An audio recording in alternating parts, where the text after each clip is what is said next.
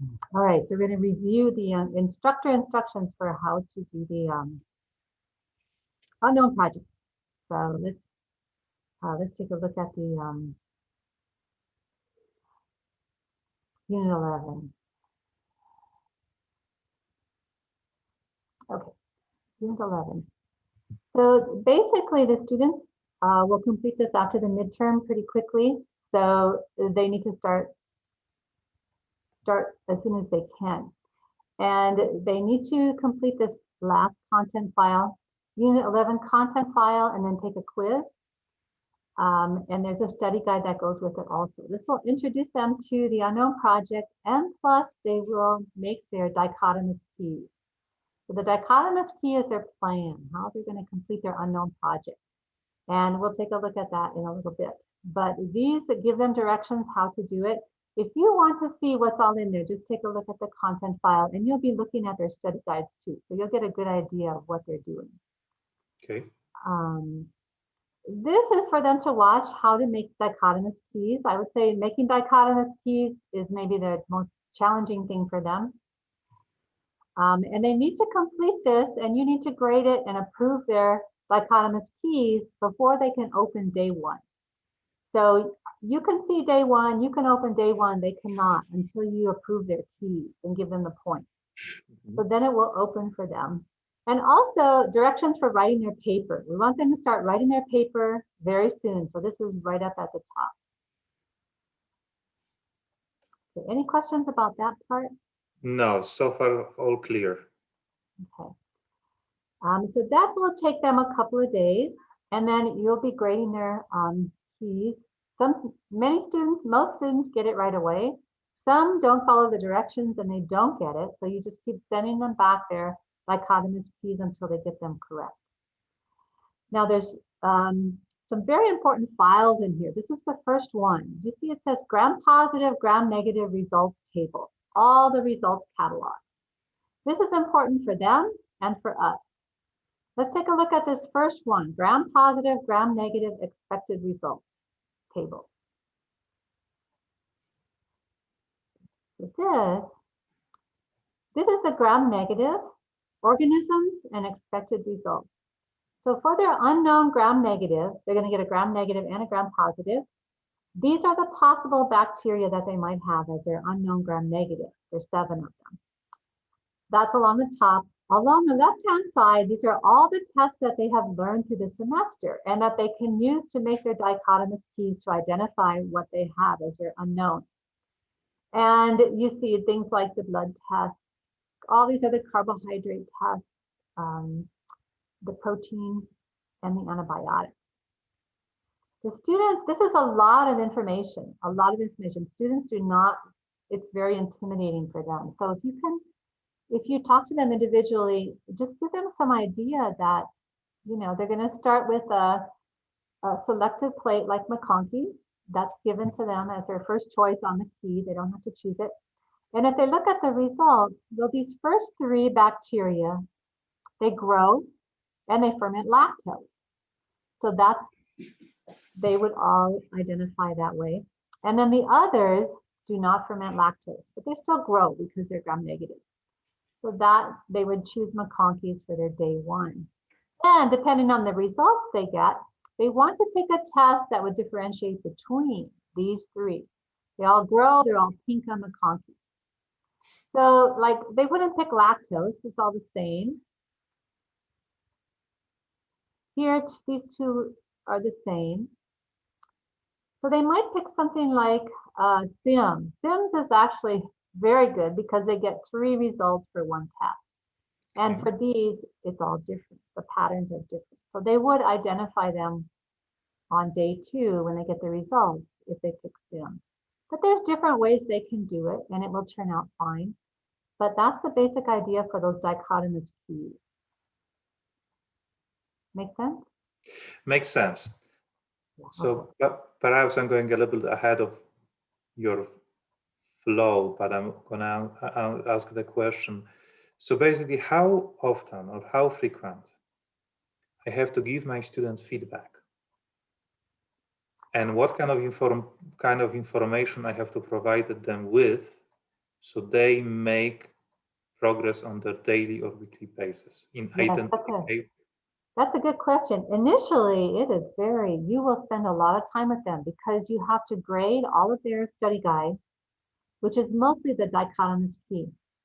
And if there's something wrong with your dichotomous key, usually I send feedback, like a hint, what's wrong with it? Like it's not logical to use a catalase test to differentiate between bacillus and subtilis and megatherium because they have the same result. I see. So you do have to give them that feedback. Now, not all of them, but some of them. If they do it correctly, you just send them the unknown numbers. And they also will submit, like day one, they submit a form. What they want to inoculate, how they're going to inoculate it. And so that's generally pretty good. But yeah, it's pretty intensive at first. But yes, each time they submit a request for media, you have to look up the expected results and send them back the results. It Right. does take, I'd say it takes about 5 minutes. Sometimes you want to write something for every student, but it gets easier as it goes along. So it is very labor intensive at first for you and the student. And that's when they're the most confused is at the beginning. By the end, they've got it. But at the beginning, be ready. It's very intense. Very intense. Makes sense. Question? No, makes sense.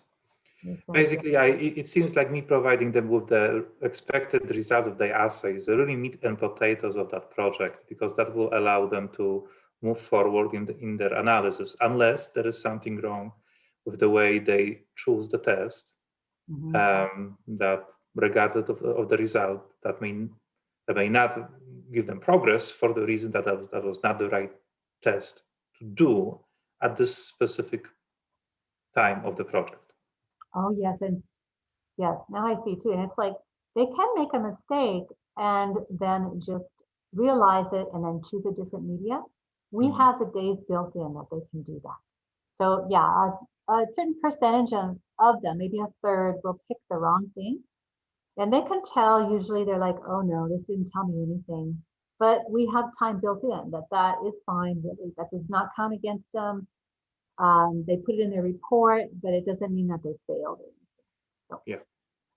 Because it is a learning process. It's very much a learning process. So email is the most recommended way of sharing this information with my students? No, you know how you give them their grade and comment for their study guide? Oh, yes. It's like that. They're going to submit their day one request. Oh, in the feedback window. And you just send us the feedback the same way. Yeah. So there is a record of it. So, not unless I want to tell them all something. Which makes sense. Yeah. And then here's the gram-positive, possible bacteria, and then the same test down here. So there's a gram-positive, gram-negative.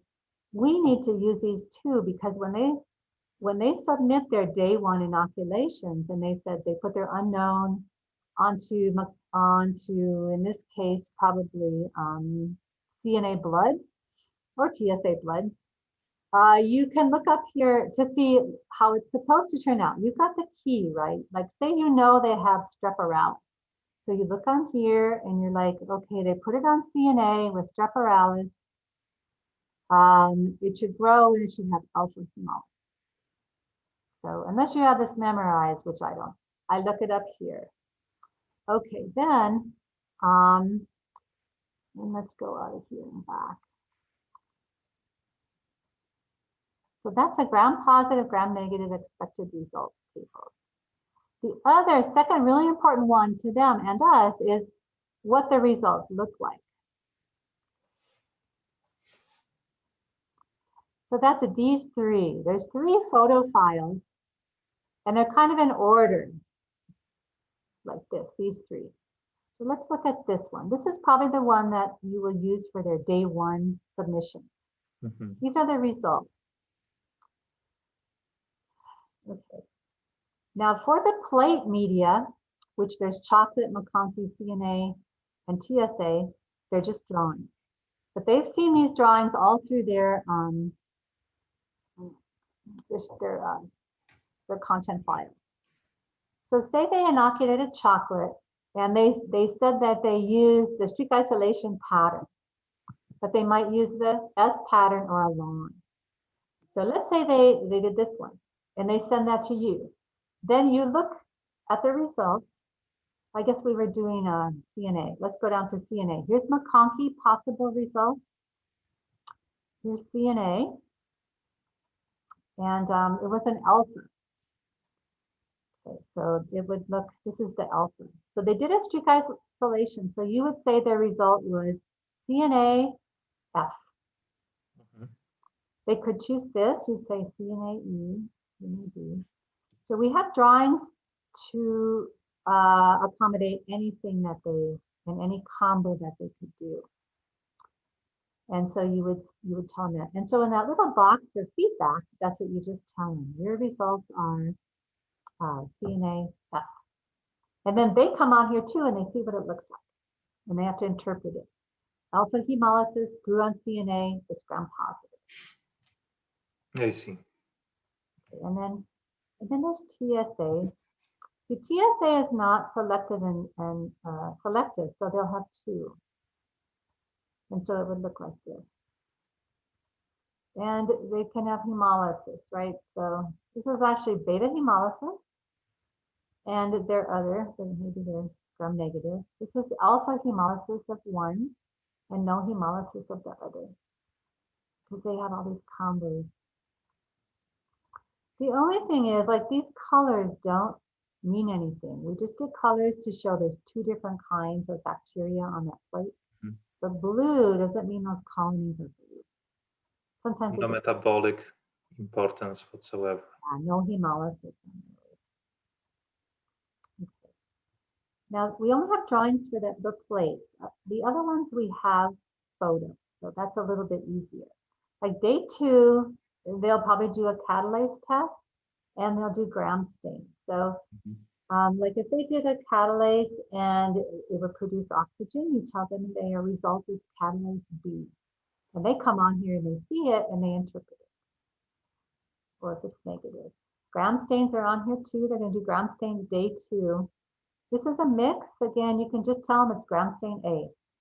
And they've got gram positive cocci, gram negative rod. And there's a lot of different combos. So this depends on how they do it. Like this represents, these are both gram negative rods, just different sizes. Yeah, this is just the gram positive. So this should account for all possible combos. Gotcha. Okay, any questions about these? No, all clear, really. I like the way this is organized. Yeah, and for them too, it's confusing at first, but then they catch on and it gets easier. Because at first they're like, they don't really know how to use these results tables, but gram positive, gram negative table. So that's the one I showed you. But then as they get into their carbo and protein tests, there's more photos for them. And if they get to the antibiotic, there's more photos. So you'll find those there. They'll find those there. Now, most of them, they'll do a day 1 media request, a day 2 media request. There's a discussion in there where they share and they discuss their results. That's really helpful. And most of them will do day 3 requests, but then many of them will finish with day 3. And when you send them the results, they got it. And they should send you in that same place. Sometimes they email me that they're done. They've got their identification. If they made a mistake or they didn't know what they were doing, they definitely have 2 more days to pick. And I would say if they're engaged and they want to do it, they will finish in day 4 or day 5. So they all pretty much get it. And when they find out what they have, they're super happy. And then they need to, I just encourage them, let your paper get it in, turn it in early, and then they'll be finished. Perfect.